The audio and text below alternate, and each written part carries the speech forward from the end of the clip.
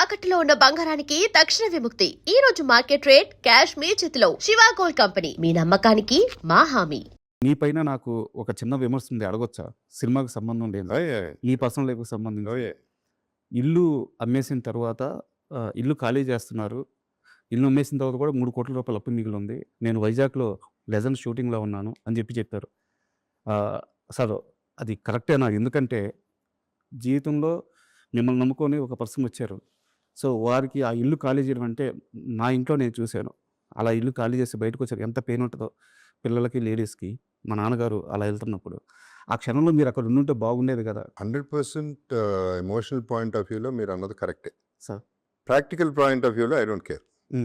ఇల్లు అమ్మేయటం, వీళ్ళ ఎమోషన్ ఆలోచిస్తే, పర్సనల్ ఎమోషన్ కనుక ఆలోచిస్తే I should have been there. Sir, in fact వాళ్ళు ఉండకూడదు అక్కడ. Correct sir. బట్ నా సిచ్యువేషన్ అది. నేను లెజెండ్లో అక్కడ స్టక్ అయి ఉన్నాను.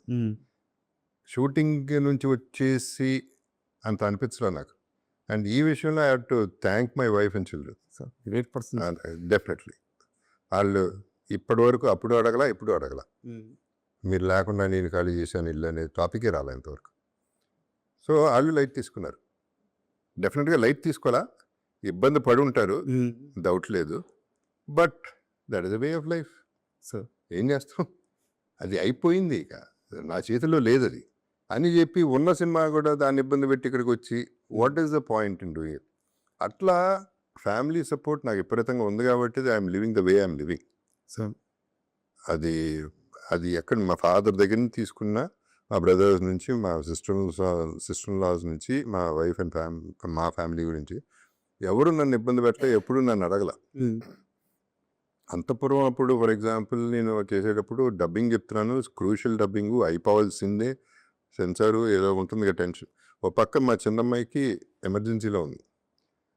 అంత టైంలో కూడా ఆవిడే చూసుకుంది, వైఫే చూసుకుంది. సార్, నేను ఎవ్రీ మినిట్ కాల్ చేస్తా ఉన్నా, వంశీ కూడా పాపం ఎవ్రీ మినిట్ కాల్ చేస్తూ ఉన్నాడు.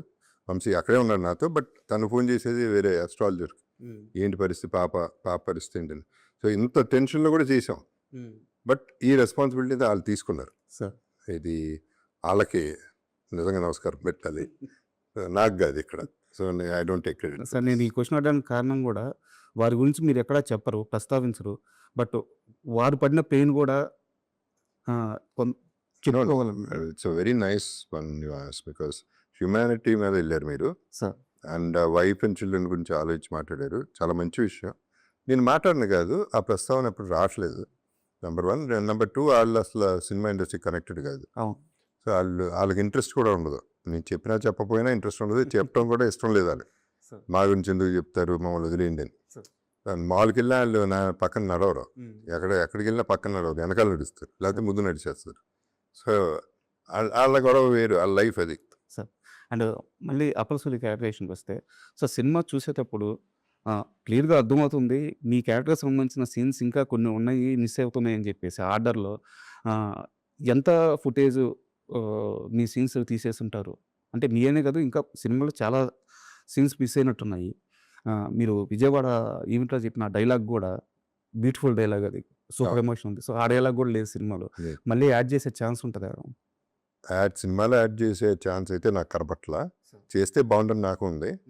ఎందుకంటే మోర్ దెన్ మీరు చెప్పినట్టు ఆ ఎమోషన్, ఆ డైలాగు, ఫర్ ఎగ్జాంపుల్ ఆ ఒక్క డైలాగు చాలా క్యారీ చేస్తుంది message.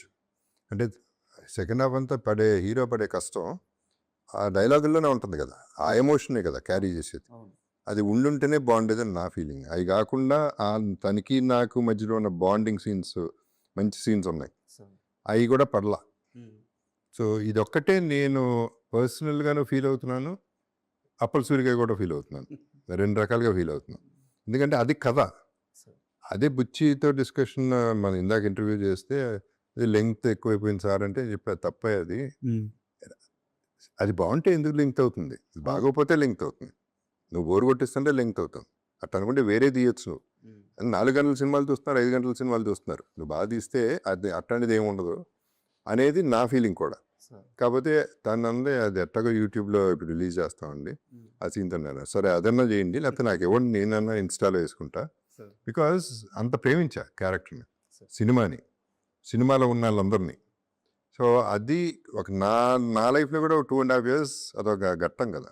Correct. Solid feeling Peddi అనే సినిమా. అంటే ఎందుకు ఆ క్యారెక్టర్‌తో నేను గూడా ఎందుకు అంత లవ్‌లో పడ్డామంటే సార్, ఒక గాయం లాంటి సినిమా తీసిన హీరో ఆ బట్టలు ఆ డ్రాయర్ మీద ఆ బురదలో పడి అది క్లోజ్ షాట్ అర్థమవుతుంది.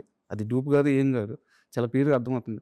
అలాంటి సీన్‌కి గూడా ఒప్పుకున్నాడంటే, ఆ వ్యక్తి ఆ క్యారెక్టర్‌ని ఎంత బలంగా నమ్ముండాలి. ఆ పెయిన్‌ని ఎంత సీరియస్‌గా తీసుకొనుండాలి. కరెక్ట్. అర్థమవుతుంది. నో. దానికి డిస్కషన్ జరిగింది రాజా. హానెస్ట్‌లీ. అవసరమా వచ్చి మరి బట్టలు ఉడదీసి అని అడిగా. తను పాపం ఈనేసి సార్ వద్దంటే చెప్పండి పర్లేదని. సో నేను ఆలోచించా. అంటే 2 reasons. వన్ థింగ్ ఈజ్ నా బ్యాక్ వీక్. అది గనక ఇరిగిందంటే ఇంకా అక్కడే ఉంటా. ఆ మెట్లోనే పడుకుంటా.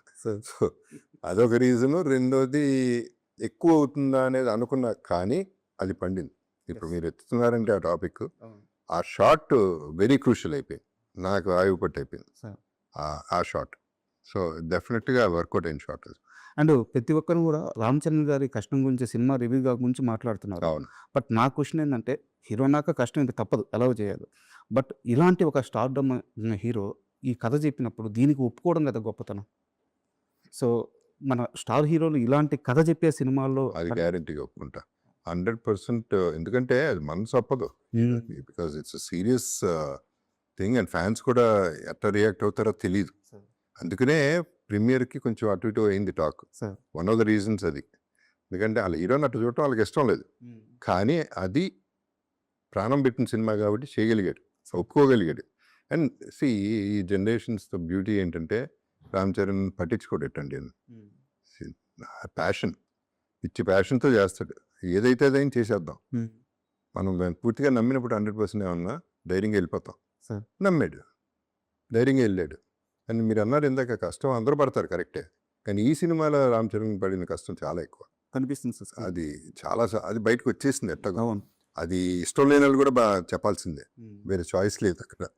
ఎందుకంటే ఇట్స్ బాడీ అండ్ మైండ్ రెండింటితోనూ ప్లే చేయాలి. It's not easy. సో ఇక్కడ రామ్ చరణ్ అన్నారు కాబట్టి I would like to thank Chiranjeevi garu. Because ఆయన ట్వీట్లో అన్ని పేర్లు పెట్టారు, okay, but my brother Jagapathi Babu అని పెట్టారు. Sir. I'm very happy with that. And అంటే ఎలాగో ప్రస్తావన వచ్చింది కాబట్టి, మీరు ఒక తరంలో మీ స్టార్డమ్ అంతా చూసారు సార్ టీఎఫ్ఐలో ఉన్నప్పుడు.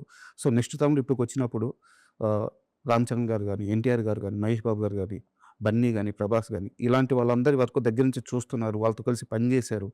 సో టీఎఫ్ఐకి వీళ్ళు నెక్స్ట్ జనరేషన్ టీఎఫ్ఐని ఎక్కడ తీసుకెళ్తారు అంటే, వీళ్ళ క్రేజ్ ఏ రేంజ్కి వెళ్ళద్ది. ఒక చిరంజీవి గారు, ఒక బాలకృష్ణ గారు ఆ స్టార్డమ్ని ఇప్పుడు వీళ్ళు ప్యాన్ లెవెల్కి వెళ్ళిపోయారు. వీళ్ళ కష్టం చూస్తున్నప్పుడు కానీ మన హీరోల గురించి ఏం చెప్తారు? వీళ్ళు ఎక్కడికైనా తీసుకెళ్ళగలరు సార్. వీళ్ళందరూ మీరు చెప్పిన పేర్లన్నీ ఆ టాప్ ఇంకా ఉన్నారు. వీళ్ళందరూ కూడా డెఫినెట్గా they make us feel proud. Sir. Doubt లేదు. నెంబర్ 1 అంటే ఏదైనా చేసేయగలరు అనేది ప్రూవ్ చేశారు.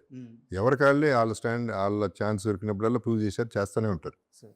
అది కాకుండా మీరు గుర్తించాల్సింది, ఇప్పుడు ఈ సినిమాలో అప్పల సూర్య అనే క్యారెక్టర్ ఎంత పండుతుందని తెలిసినా ఓకే చేసి ఒప్పుకునే హీరోలు కూడా తక్కువ. అలాగే తారక్ని తీసుకుంటే అరవింద్ సమేత అప్పుడు స్టేజ్ మీద చెప్పాడు, బసిరెడ్డి ఫస్ట్ గుర్తుంటాడు, తర్వాత నేను గుర్తుంటానని. అది huge statement from a huge star. అది ఎవడో చెప్పడు, అంత ధైర్యంగా స్టేజ్ మీద ఎవడో మాట్లాడ్డా. ఎందుకంటే అది యాక్సెప్ట్ చేయటం అనేది చాలా కష్టం ఒక హీరో. నేను కదా హీరో, నేను కదా సూపర్ అనేది ఉన్నప్పుడు. సో అట్లాంటి మనసు మహేష్ బాబు ఉన్నాడు. మేబీ స్టేట్మెంట్ ఎప్పుడు ఇవ్వలేదు, కానీ శ్రీమంతుడు అన్నారు తినేశారు కదండి అన్నాడు. ఒక్క డైలాగ్ చాలు, వాళ్ళ దగ్గర నుంచి ఒక్క కాంప్లిమెంట్ చాలు. బికాజ్ అలా ఆ కాంప్లిమెంట్ రావడానికి చాలా కష్టం. బట్ ఈ హీరోలు ఎవ్వరికి ఆ ఫీలింగ్ లేదు. ఏముంది, నాది నాకుంది, సినిమా బాగుండాలి అంతే. సో ఇన్సెక్యూరిటీ లేదు. That's a good thing. Balayya Babu garu అట్లా లెజెండ్లో. సో అట్లా ప్రతి ఒక్కళ్ళు కాంప్లిమెంట్ ఇచ్చిన వాళ్ళే. బుచ్చి గారి దగ్గర నుంచి ఒక 2 క్వశ్చన్స్ వాటి గురించి. అంటే మీ జర్నీ చూస్తుంటే పక్క మనిషితో మనం బాగుంటే పక్క మనిషే సమాజం, ఆ మంచి మనకు తిరిగి వస్తుందని చెప్పడానికి ఇప్పుడు ఎప్పుడో హనుమాన్ జంక్షన్ చేసేటప్పుడు సుకుమార్ అనే ఒక చిన్న అసిస్టెంట్ డైరెక్టర్తో మీరు చాలా మంచిగా ఉన్నారు. సో ఈరోజు ఆయన తిరిగి వచ్చి మీకు అద్భుతమైన రోల్స్ ఇస్తున్నారు. ఆ రోజు మంచిగా ఉన్నారని ఇవ్వట్లేదు, బట్ ఆ మంచి తిరిగి వస్తుంది. ఈవెన్ బుచ్చి గారు కూడా.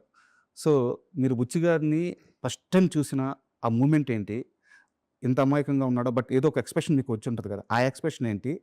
సెట్‌లో పీక్స్ బుచ్చిని చూసినప్పుడు మీకు కలిగిన ఫీలింగ్ ఏంటి? ఈ 2 ఒకసారి చెప్తారా? ఫస్ట్ చూసినప్పుడు క్యూట్‌గా ఉన్నాడు అనుకున్నా. ఆ! అంటే తన సైజు అంటే ఫస్ట్ దూరిపోతాడు మనిషి. హగ్‌కి మామూలుగా హగ్ చేయటం వేరు. అట్లా దూరిపోవడం వేరు. వచ్చేస్తారు. అదే చెప్తున్నా, వదిలితే సంకెక్కేస్తాడు ఆ టైప్‌లో. అంటే లవబుల్ పర్సన్ సార్. అనే ఫీలింగ్ అయితే వచ్చింది.